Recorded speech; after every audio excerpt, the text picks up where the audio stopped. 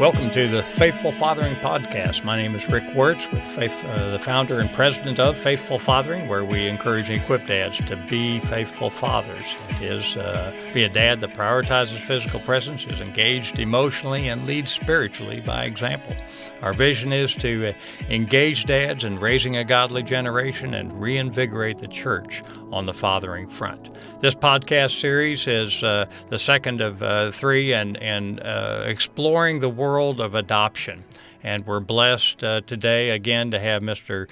Brian Stanton in the studio with us to share his journey. We've just talked about in a previous podcast, Brian shared his journey through blank, where he was connecting with his birth mother. What a powerful story that is. And I know there's another chapter to the story, maybe a couple of chapters, but the search for your biological father. I understand that search isn't always as straightforward as a mother, because it's that unknown or that blank spot on the birth certificate. But in fact, you've written and produced a second play called At Ghost Kingdom that takes the audience with you on the search for your dad. Without giving away the show, can you share a little bit about what this new journey was like? Absolutely.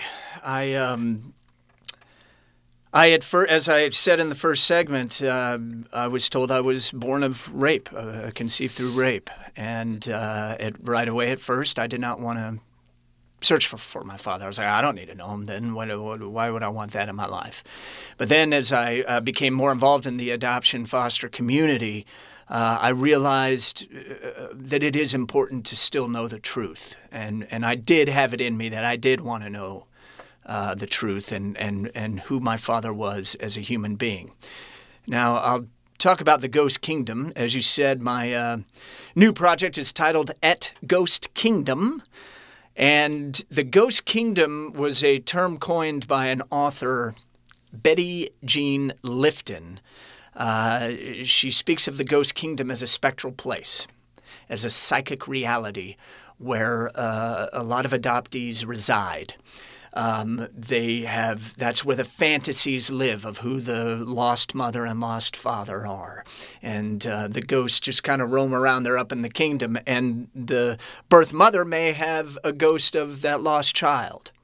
Or it may be the life that could have been, the what if.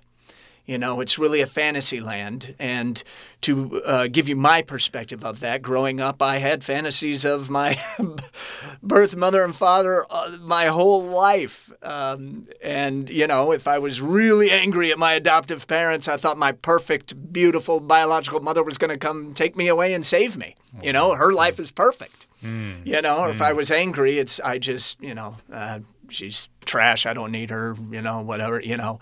It's just unhealthy fantasies. Right. And when I did meet my birth mother, it humanized that ghost, and it rooted me a little more. Well, I needed to do that with my father, because imagine what I had the monster rapist fantasy of who my father was. Sure. And that's not healthy to live with. No.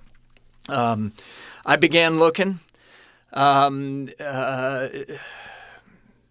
Through whatever my birth mother told me. She said there were 3 men. She could not remember one man. She did give me the name of one of the men who she believed was my father because of my looks. But that man was in federal prison at the time. And then another guy had already passed, a tragic accident. But I didn't really look like him. So she thought I was this one man's son. Well, I began searching, and I hired a private investigator to figure out some information on this man in federal prison, because I needed to be careful, and I have a family. I didn't know how dangerous it was. Sure. And by the way, kudos to my birth mother here. We praised my adoptive mother last time on her support. Well, I'm going to praise my birth mother on her support for this, because she's having to relive the trauma going through all this. And, tough journey. What a blessing. Yeah, absolutely. So I searched. He found out the reason he was in prison. I got in touch with some of his family members. Some didn't want anything to do with me, but one woman who was his daughter responded to me, and we created a great relationship. She was so excited to know she had a brother out there, and she eventually put me in touch with her father, who I thought was my father, and we worked out a test. Wow. Wow. Yeah, in prison. That's some tenacity to work through that system there. Yeah. Oh, boy, I hit a lot of walls on this. I'll tell you a quick fun story. They would not allow me to send a DNA test in there, which is really just a Q-tip. You swab your cheek, put it in an envelope, and mail it off. That's all it is, folks. Well, they wouldn't allow that. So I talked to the DNA lab, and they said, you know what? If he's able to save his fingernail clippings, he could send you. He can mail that to you. Mail that to us. If we're able to scrape enough DNA off those fingernails, we can compare it with your cheek swab. Wow. So I asked him, and then he said, fingernail clippings, what about blood on a diabetic stick? And I was thinking, blood on a diabetic stick? They're going to let you mail me blood on a diabetic stick, but they won't let me just send you a Q-tip? So sure enough, he sent me fingernails and blood in the mailbox, and that was a very interesting day at the mailbox, I'll tell you that. Anyway, 0%, it turns out he was not my father. Wow. And that really surprised. Just share a little bit. I know we've talked about the roller coaster ride that you were on in this and how you had anticipation and then the disappointment. Yeah, when you go on this search, it's I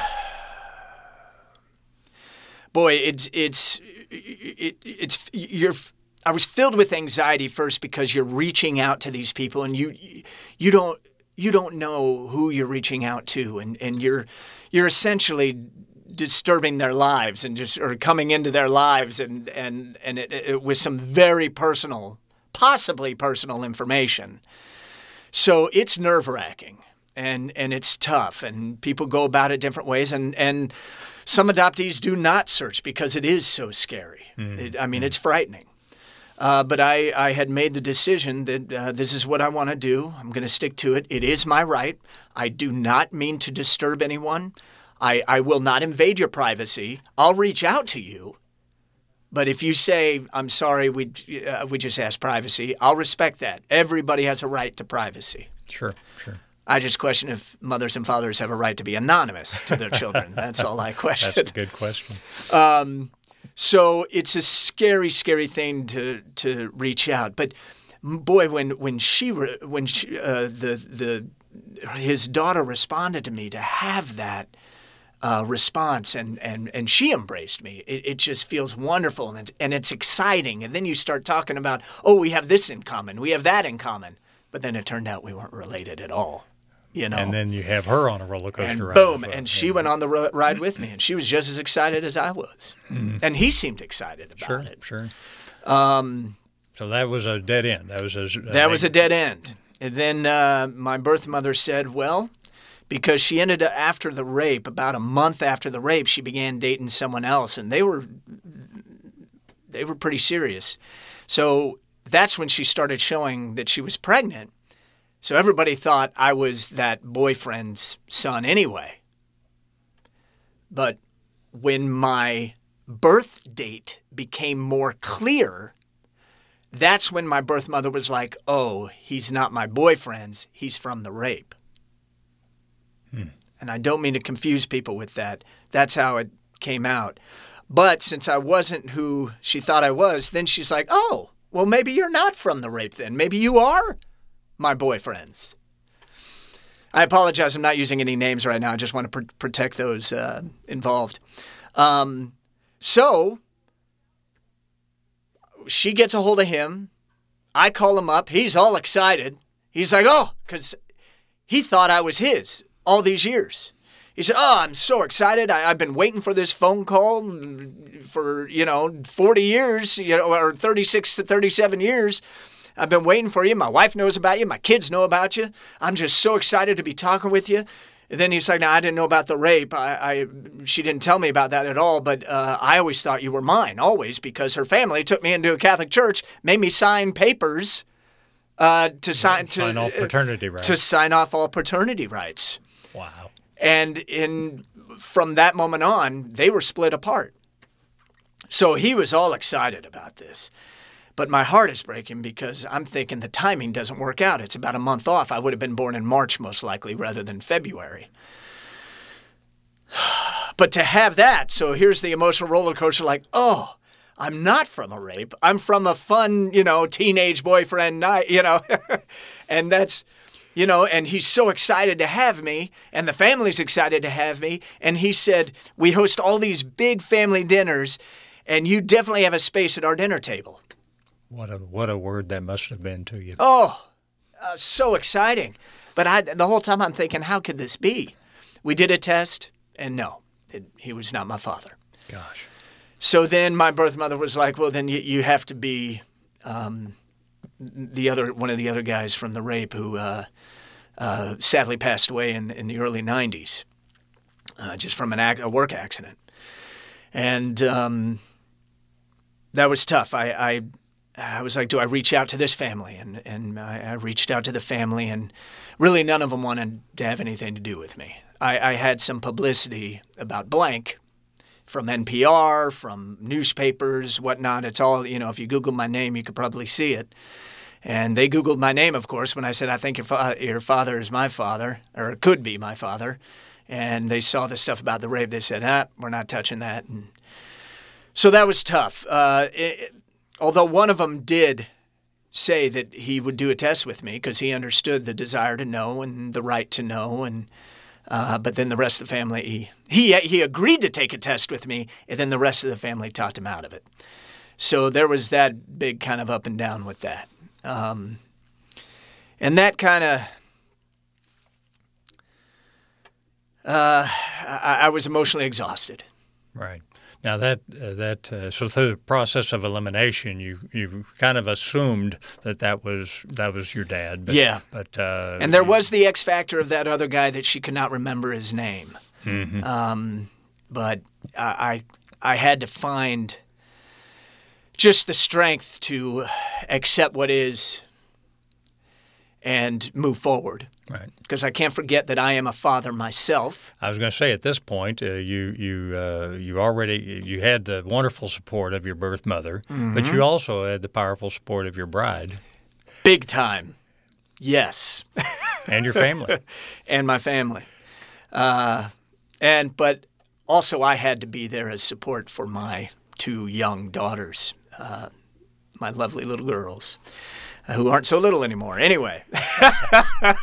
See, proud father here speaking, right? That's another reminder to dads that time gets away quickly. Yeah, that's right. That's right.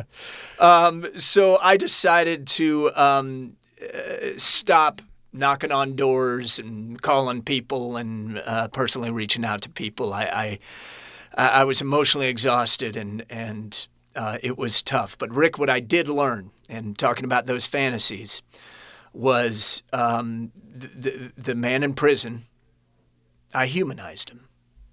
He was no longer a rapist monster, if that makes sense. I spoke to him on the phone.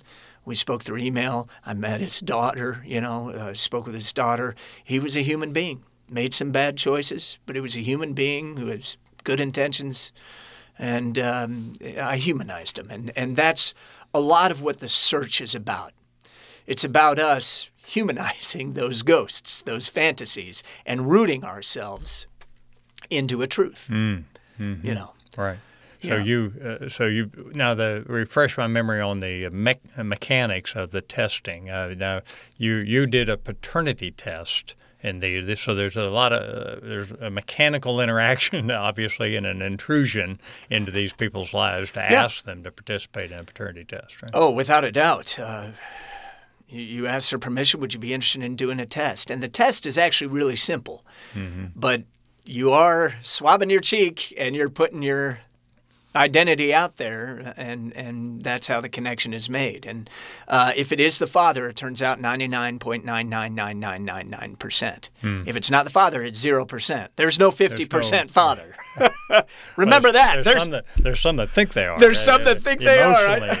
Emotionally, that may be the case. I was wondering if you'd go there. That was perfect. We need to be there 100%, 150% if that's possible. That's exactly right, 100 plus. But I just can't fathom how exhausted you must have been through multiple highs on the roller coasters and then lows, and then the burden of the others, like your probable or possible sister on the ride with you, and the other boyfriend. This must have been tremendously taxing. But I love the emotion, the emotional connection when you say you humanize. We saw that's such a lesson in relationships in general, isn't it? That we project an image on somebody, but when we actually engage them in a conversation, they're a human. And I've been working prisons as well, and these we tend to even project on a group of people sometimes. Oh, absolutely. And you just cannot. It's so important. So I think just that message right there is another way the adoption world can lift up a generation of those that are sensitive to the realities. We're not assuming anything. We're engaging in relationship and moving forward. Engaging, I love it. Yeah. Yes. So that I tip my cap to you for your tenacity, but where you're at right now at this juncture, at the end of your second play, At Goes Kingdom, which again I want to make sure anyone that's listening that is tied to an adoptive organization of any kind, make sure you touch base with Brian Stanton, because he has resources for you to use and to connect, to open doors, open hearts, and let people know what this journey is really all about. And the place where you're at this juncture when you wrap up At Goes Kingdom is that you've gotten to the point where, by a process of elimination, you've kind of accepted the fact that this gentleman that had passed tragically must have been your dad, yet there was a nudging that might not be the whole story. How strong was that nudging? Oh, pretty strong. I mean, if I didn't know for sure, I didn't know for sure. And you weren't going to accept not knowing for sure. I wasn't going to accept not knowing for sure. And I figured the truth would find me at some point. And that's when I decided upon a new path. And that would be all those ancestry sites that we see. So Ancestry.com, 23andMe, and MyHeritage, and DNA Tree, so all these DNA sites. And I'm like, well, I could do that privately. So that was the nudging to say, hey, there's a possibility of other information out there. I can go down another path. All right. Well, folks, I want to encourage you to stay tuned for another chapter of this story, because and I thank you again, Brian, for being here in the studio with us. Just reminding dads that this emotional engagement is a huge piece, and those of you with teenagers already know this, but that's one of the key challenges, is to stay emotionally engaged as our kids get so busy during those teenage years. So just a reminder, Dad, that's one of the three factors of faithful fathering: prioritizing physical presence, engaging emotionally, and leading spiritually by example. Again, that's the dad you're called to be, and that's the dad the next generation needs. Thanks for tuning in, and join us next time. God bless. Godspeed.